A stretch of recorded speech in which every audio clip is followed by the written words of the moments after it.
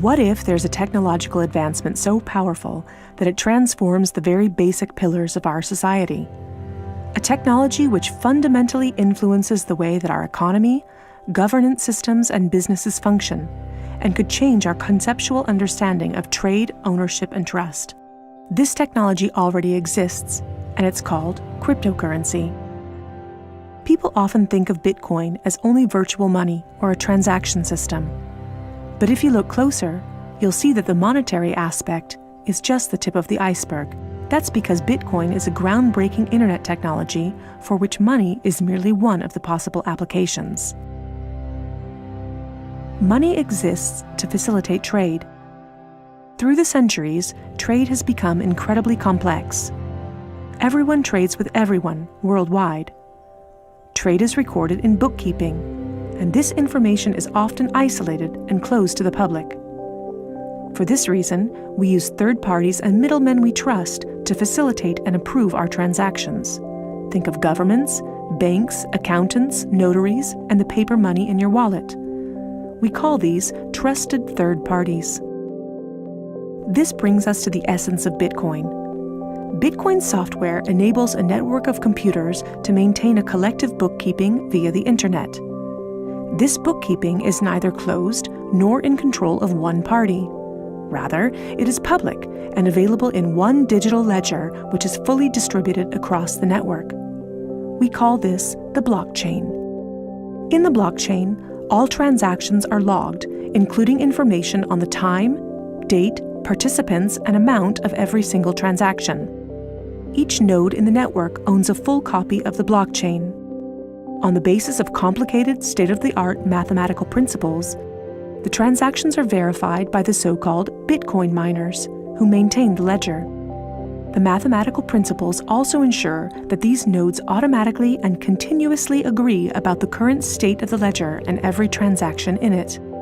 If anyone attempts to corrupt a transaction, the nodes will not arrive at a consensus, and hence will refuse to incorporate the transaction in the blockchain. So every transaction is public, and thousands of nodes unanimously agree that a transaction has occurred on date X at time Y. It's almost like there's a notary present at every transaction. This way, everyone has access to a shared single source of truth. This is why we can always trust the blockchain. The ledger doesn't care whether a Bitcoin represents a certain amount of euros or dollars, or anything else of value, or property for that matter. Users can decide for themselves what a unit of Bitcoin represents. A Bitcoin is divisible in 100 million units, and each unit is both individually identifiable and programmable. This means that users can assign properties to each unit. Users can program a unit to represent a eurocent, or a share in a company, a kilowatt-hour of energy, or a digital certificate of ownership. Because of this, Bitcoin is much more than simply money and payments. A Bitcoin can represent many kinds of property: 1,000 barrels of oil, award credits, or a vote during elections, for example. Moreover, Bitcoin allows us to make our currency smarter and to automize our cash and money flows. Imagine a healthcare allowance in dollars or euros that can only be used to pay for healthcare at certified parties. In this case, whether someone actually follows the rules is no longer verified in the bureaucratic process afterwards. You simply program these rules into the money. Ergo, compliancy up front.